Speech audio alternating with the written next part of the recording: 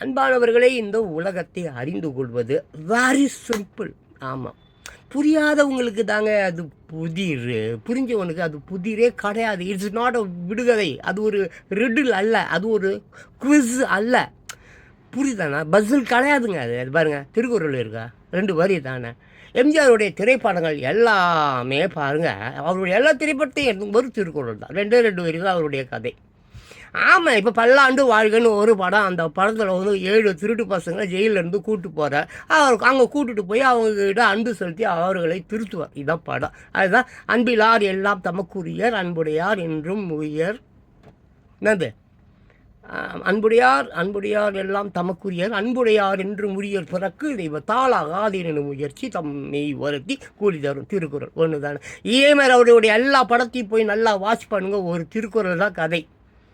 இன்றைக்கி இருக்கிற திருட்டு பசங்க மாதிரி காப்பி அடிக்கிற பசங்கள்லாம் கிடையாது. அடிச்சுக்கிறானுங்க, காப்பி அடிச்சுன்னு வச்சுன்னு இருக்கிறானுங்க. போய் பாருங்கள் போங்க.